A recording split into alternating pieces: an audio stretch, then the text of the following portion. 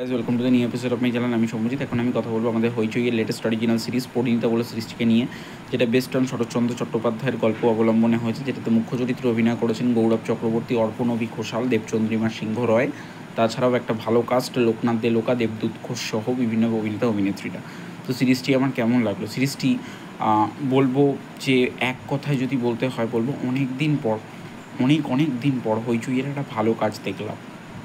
এই সিরিজটি গল্প আশা করি বলার প্রয়োজন বোধ হবে না, কারণ পরিণীতা প্রত্যেকের পড়া, কারণ শোনা অনেকবার হয়েছে, গল্পমিরের থেকেও হয়েছে, এছাড়াও অনেক অডিও প্ল্যাটফর্মে হয়েছে। সুতরাং পরিণীতা আমার মনে হয় না আমার গল্প বলার দরকার আছে। সুতরাং গল্পটা প্রত্যেকে জানে না, এখানে পজিটিভ দিক নেগেটিভ দিক নিয়ে কথা বলবো।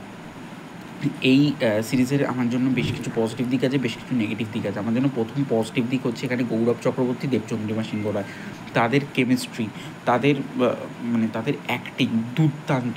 এবং যে প্লটে এই সিরিজটি শুরু হয়, যে গৌরব এবং দেবচন্দ্রিমা প্রথমে বসে রয়েছেন, প্রথমে তাদের দেখা হয় একটা রেল স্টেশনে, তো ব্যাপক লাগছিল সিনটা। তো এবং এই সিনটার গৌরবের যে ফ্ল্যাশব্যাকগুলো দারুণ লাগছিল। তো এই সিরিজটা আমার দারুণ লেগেছে। এই সিরিজে অ্যাক্টিং ভালো, স্ক্রিন প্লে ভালো, রাইটিং ভালো। তো এই সিরিজটা প্রোডাকশন করেছেন এসবিএফের অনেক দিন পর। এসবিএফের লাস্টে একটা নষ্টনী টু একেবারে জালি সিরিজ ছিল, তারপর এটা এলো।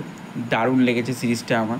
তো এই সিরিজটার নেগেটিভ পয়েন্ট যদি বলতে চাই, নেগেটিভ পয়েন্ট আছে। নেগেটিভ পয়েন্ট আমার মনে হচ্ছে রাইটিংয়ের কিছু প্লট যদি একটু চেঞ্জ করা যেত, বা কিছু সিনস রয়েছে এমন যেগুলো একটু পরিবর্তন করা যেতে পারতো।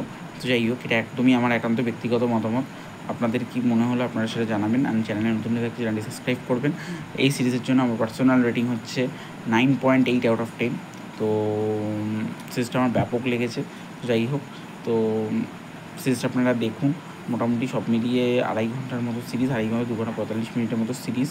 সবকটা এপিসোড ডিউরেশন ওই 30 মিনিটসের মধ্যে। তো যাই হোক, আপনারা দেখে জানান কেমন লাগলো। ভিডিওটি ভালো থাকলে লাইক করবেন, শেয়ার করবেন, কমেন্ট করে জানাবেন কেমন লাগলো। এত অবধি চলি, দেখা হচ্ছে নেক্সট দিন। ততক্ষণের জন্য সবাই ভালো থাকবেন। বাই।